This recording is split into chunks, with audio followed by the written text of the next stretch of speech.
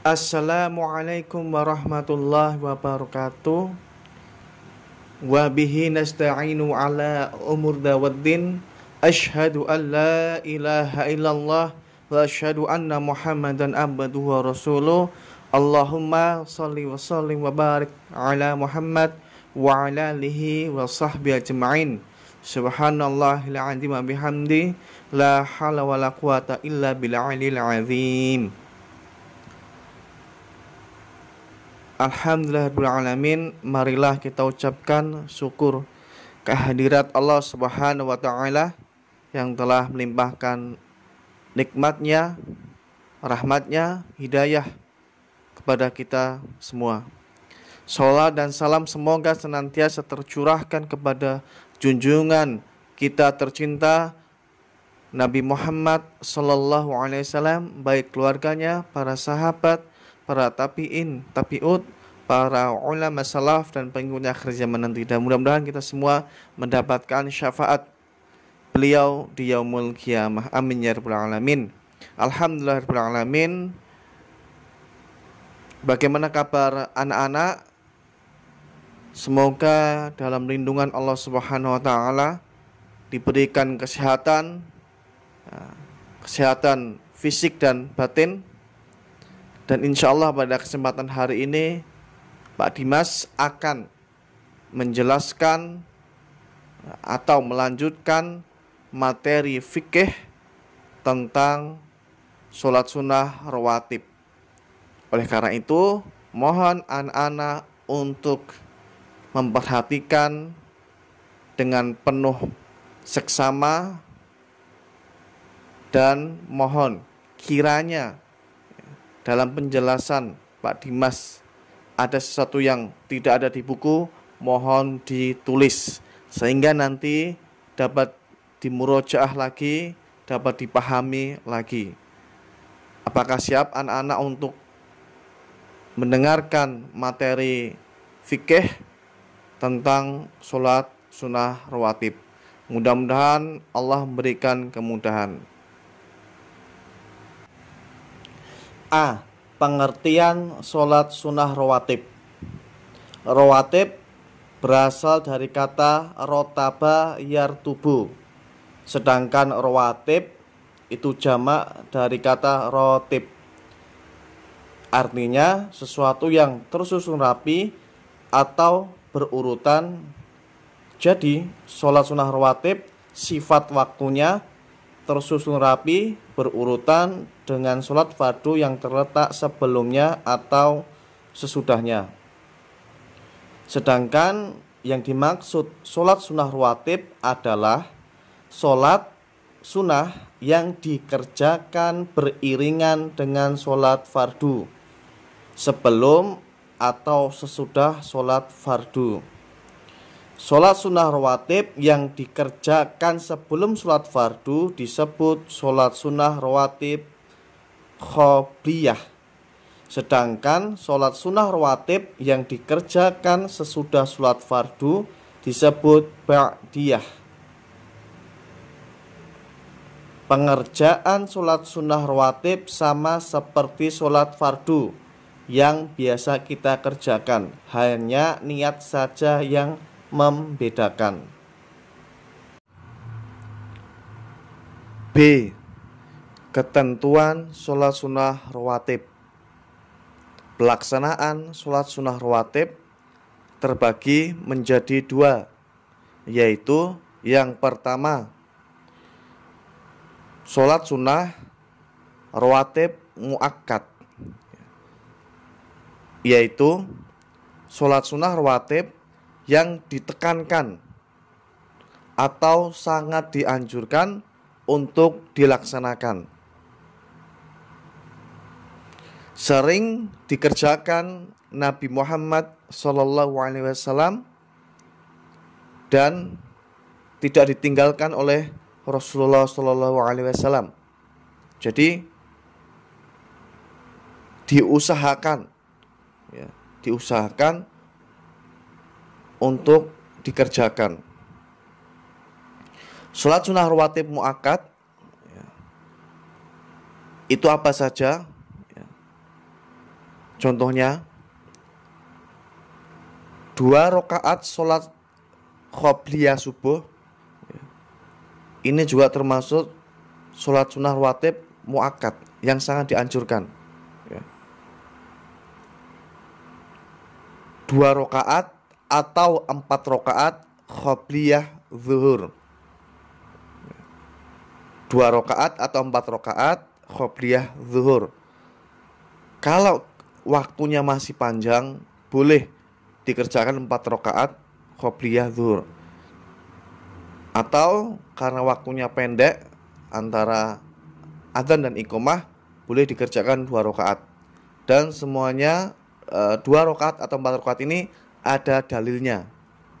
Oke, ya. Lalu kemudian 2 rakaat ba'diyah zuhur, 2 rakaat ba'diyah maghrib, 2 rakaat ba'diyah isya. Nah, ini contoh-contoh sholat sunnah rawatib muakkad, ya. Lalu kemudian yang kedua, sholat sunnah rawatib ghairu muakkad, yaitu sholat sunnah rawatib yang tidak ditekankan atau tidak sangat dianjurkan untuk dilaksanakan. Kadang-kadang Rasulullah SAW mengerjakan dan tidak menjadi kebiasaan Nabi Muhammad SAW. Jadi sholat sunnah rawatib ghairu muakkad ini tidak menjadi kebiasaan Rasulullah SAW untuk dilaksanakan. Kadang-kadang Rasulullah melaksanakan, kadang-kadang tidak. Itu ya, itu yang dimaksud dengan sholat sunnah rawatib ghairu muakkad, ya. Akan tetapi, ya, kalau kita mampu, bisa, ya diusahakan untuk dikerjakan. Ya, apa saja sholat sunnah rawatib ghairu muakkad? 2 rakaat sholat qobliyah maghrib, ya.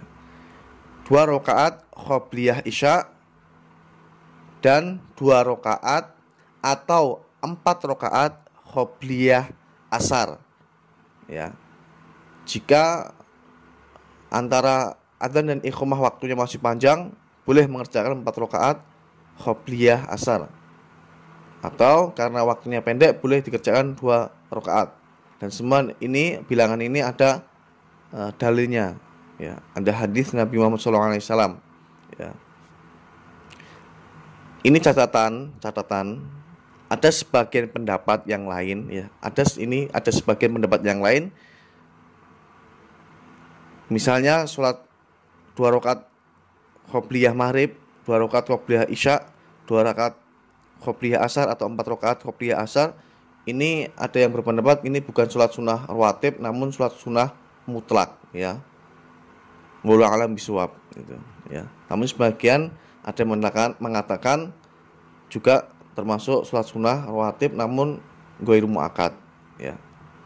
Ya, di situ ada perbedaan, ya. Namun kita tidak perlu mempermasalahkan, ya, seperti itu. Selanjutnya, dalil sholat sunnah rawatib dan bilangan rakaatnya. Hadis yang pertama dari Aisyah radhiyallahu anha, man sabaru ala isnata asyrata rakaatan minas sunnati banallahu lahu baitan fil jannah arba'i raka'atin qabla zuhri wa raka'atain ba'daha wa raka'atain ba'dal maghrib wa raka'atain ba'dal isya wa raka'atain qabla al fajr. Riwayat Tirmidzi, ya. Dari Aisyah radhiyallahu anha, Rasulullah SAW bersabda, orang yang selalu menjaga 12 rakaat, maka Allah Subhanahu wa taala akan membangunkan untuknya rumah di surga, ya.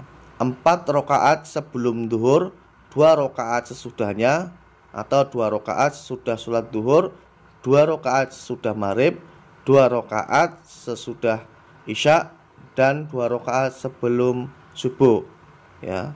Hadis ini diriwayatkan Tirmizi, ya. 12 rakaat ini adalah sholat sunnah rawatib muakkad, ya. Lalu yang kedua, hadis yang kedua, ya. Hafidtu minan nabi sallallahu alaihi wasallam asyra raka'atin wa raka'atin qabla zuhri wa raka'atin ba'daha wa raka'atin ba'dal maghrib fi baitihi wa raka'atin ba'dal isya fi baitihi wa raka'atin qabla sholati subhi, ya. Artinya dari Ibnu Umar radhiyallahu anhuma bahwasanya aku telah menghafalkan dari Nabi Muhammad SAW 10 rakaat, ya. Raka'atin qabla zuhri 2 rakaat sebelum zuhur, 2 rakaat setelahnya atau setelah sholat zuhur, 2 rakaat setelah maghrib fi baiti di rumahnya, wa raka'atin ba'dal isya 2 rakaat setelah isya di rumahnya, dan wa raka'atin qabla sholati subhi 2 rakaat sebelum sholat subuh, ya. Hadis yang kedua itu totalnya 10 rakaat, ya. Dan ini juga disebut dengan sholat sunnah rawatib muakkad, ya. Jadi hadis yang pertama dan kedua itu perbedaannya ada di bilangan rakaat qobliyah zuhur, ya. Di hadis yang pertama itu 4 qobliyah zuhur, di hadis yang kedua 2 rakaat qobliyah zuhur. Artinya apa? Boleh dikerjakan 4 rakaat atau 2 rakaat, ya. Hadis yang kedua ini diriwayatkan hadis Bukhari, ya. Seperti itu. Hadis yang ketiga, rahimallahum ra'an shalla qabla al-'asri arba'an. Riwayat Abu Daud dari Ibnu Umar radhiyallahu anhuma, ya. Allah Subhanahu wa taala merahmati bagi seseorang yang mengerjakan salat qobliyah asar 4 rakaat. Hadis yang keempat dari riwayat Ummu Salamah, inna Rasulullah sallallahu alaihi wasallam kana yusolli rak'atain qabla al-'asri. Ya, sesungguhnya Rasulullah sallallahu alaihi wasallam mengerjakan 2 rakaat sebelum asar, sebelum sholat asar. Dari riwayat Ummu Salamah, hadis riwayat An-Nasa'i. Jadi hadis 3 dan 4 ini qobliyah asar, ya. Hadis yang ketiga itu 4 rakaat, sedangkan hadis yang keempat itu 2 rakaat. Jadi boleh dikerjakan 4 rakaat atau 2 rakaat. Hadis keempat, sallu qabla al-maghrib raka'atain, tsumma qala sallu qabla al-maghrib raka'atain liman syaa. Hadis riwayat Abu Daud, ya. Rasulullah SAW bersabda, kerjakanlah kalian sholat sebelum sholat fardu 2 rakaat. Tsumma qala, kemudian beliau bersabda, sallu qabla al-maghrib raka'atain liman syaa, kerjakanlah sholat sebelum fardu maghrib 2 rakaat, liman syaa, bagi mereka yang menginginkan atau bagi mereka yang menginginkan mengerjakan, ya. Lalu kemudian hadis yang kelima, wa an Abdillah ibni Mughaffal radhiyallahu anhu qala Rasulullah sallallahu alaihi wasallam, baina kulli adzanain salatun baina kulli adzanain salatun baina kulli adzanain salatun qala fi thalithah liman sya muttafaqun alaih. Al murad bil adzanain al adzanu wal iqamah. Diriwayatkan hadis Bukhari wa Muslim. Artinya dari Abdullah bin Mughaffal al-Muzani, semoga Allah meridhoinya, bahwasanya Rasulullah SAW bersabda, di antara setiap dua azan terdapat solat, di antara setiap dua azan terdapat solat, di antara setiap dua azan terdapat solat. Beliau berkata pada yang ketiga kalinya, bagi siapa yang ingin, ya, bagi yang ingin mengerjakan. Ya. Yang dimaksud dengan dua azan ini adalah di antara azan dan iqamah. Okay. Jadi qobliyah maghrib, qobliyah isya, qobliyah asar itu termasuk sholat sunnah rawatib ghairu muakkad. Ada sebagian yang lain mengatakan bahwa hal itu, ya, sholat tadi itu termasuk sholat mutlak, ya, seperti itu.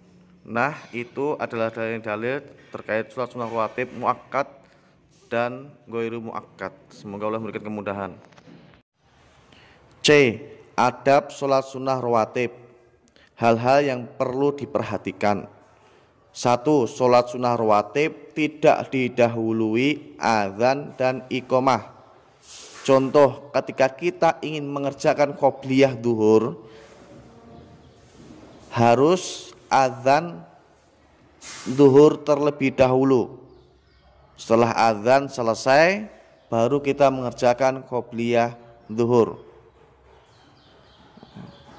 Yang kedua, ketika kita ingin mengerjakan ba'diyah duhur, ya, harus selesai setelah selesai sholat fardu.